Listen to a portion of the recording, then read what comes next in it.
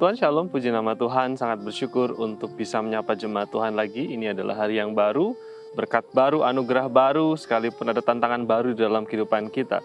Satu hal yang saya yakini bahwa Tuhan kasih-Nya ada, kemurahan-Nya ada buat kita semua di dalam setiap pergumulan dan medan juang kita masing-masing. Masih di dalam suasana kebangkitan Yesus Kristus, mengingat dan mengenang bagaimana Yesus Kristus bangkit. Dan di masa-masa ini, Tuhan Yesus berkali-kali menampakkan diri kepada para muridnya sebelum Tuhan Yesus naik ke surga. Dan izinkan saya di kesempatan yang baik ini untuk mengajak kita semua merenungkan satu bagian firman Tuhan dari 1 Korintus pasal 15 ayat yang ke-20. Demikian firman Tuhan, tetapi yang benar ialah bahwa Kristus telah dibangkitkan dari antara orang mati sebagai yang sulung dari antara orang-orang yang telah meninggal. Firman Tuhan di pagi hari ini saya beri judul Kebangkitan Kristus, kebangkitan yang sulung dari antara orang-orang yang telah meninggal.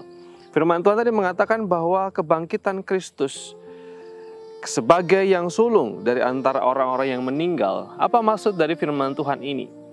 Di dalam firman Tuhan ada beberapa kali dicatat tentang persembahan sulung.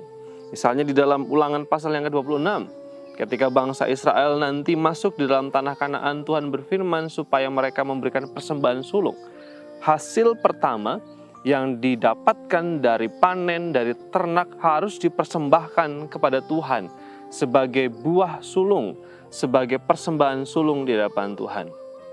Ide ketika dikatakan di dalam firman Tuhan, Kristus sebagai yang pertama-tama bangkit, sebagai yang sulung dari antara orang yang sudah meninggal, maksudnya adalah Kristus sebagai yang pertama, sebagai yang buah sulung dari kebangkitan. Ia adalah yang pertama yang dibangkitkan dari kematian. Mungkin kita bertanya, di dalam firman Tuhan sendiri ada banyak sekali orang-orang yang sudah dibangkitkan. Ada Lazarus, beberapa pasal dari cerita kebangkitan Yesus Kristus. Ada anak dari seorang janda di Nain. Ada anak Zairus. Dan juga beberapa orang lain yang dibangkitkan di dalam Alkitab. Lalu bedanya apa dengan Yesus Kristus? Ketika Kristus disebut sebagai pribadi yang sulung, yang bangkit dari antara orang mati, karena kebangkitan Yesus Kristus berbeda dengan kebangkitan semua orang di dalam firman Tuhan.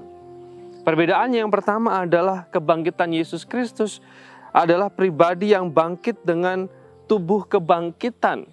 Dan tidak pernah ada dan belum pernah ada pribadi yang pernah bangkit dengan tubuh kebangkitan. Tubuh kebangkitan di dalam 1 Korintus pasal 15 ayat 40 dikatakan sebagai tubuh surgawi. Tubuh yang dimiliki Tuhan Yesus ketika bangkit dan menampakkan diri adalah tubuh yang berbeda kualitasnya. Yang berbeda dengan kualitas tubuh jasmani ini, seperti yang kita punya ini, atau sebelum Tuhan Yesus disalib, mati, lalu kemudian bangkit. Jadi firman Tuhan ini mengajarkan bahwa kebangkitan Yesus bukan kebangkitan secara roh, artinya bukan rohnya yang kemana-mana menampakkan diri, tetapi sungguh benar bahwa ketika para murid, para perempuan melihat kubur Yesus yang kosong, artinya bahwa tubuh Yesus yang tersalib itu adalah tubuh yang dibangkitkan dengan kualitas surgawi, bukan dengan kualitas duniawi. Lalu kemudian bukti lubang paku di tangan Yesus, kemudian lubang tumbak di lambung Yesus menunjukkan bahwa memang tubuh yang sama, tubuh yang disalib itu yang telah dibangkitkan, namun bedanya adalah tubuh yang dipakai Yesus menampakkan diri adalah tubuh yang baru, tubuh kemuliaan, tubuh surgawi, tubuh yang diwarnai dengan keagungan dan kemuliaan. Ini yang disebut sebagai kebangkitan yang sulung atau kebangkitan yang sulung di antara orang yang meninggal.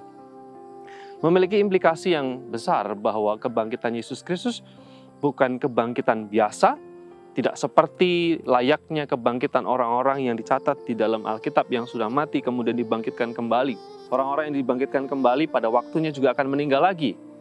Tapi Kristus ketika bangkit dengan tubuh kemuliaan, dengan tubuh surgawi, Tuhan Yesus dengan kuasa dan dengan kemuliaannya kemudian ke surga dengan tubuh itu. Firman Tuhan ini akan kita lanjutkan di bagian yang kedua, nanti implikasi ketika Yesus Kristus sebagai yang sulung dari antara yang bangkit Dari antara orang yang meninggal, nanti ada implikasi terhadap diri kita, orang percaya. Kita berdoa. Tuhan, terima kasih untuk anugerah dan kasih setiamu, kami bisa merenungkan firman Tuhan di pagi hari ini, sebelum beraktivitas lebih jauh di medan juang kami masing-masing. Anugerah, berkat, dan pertolongan Tuhan kiranya atas kami semua. Di dalam nama Yesus kami berdoa. Amin.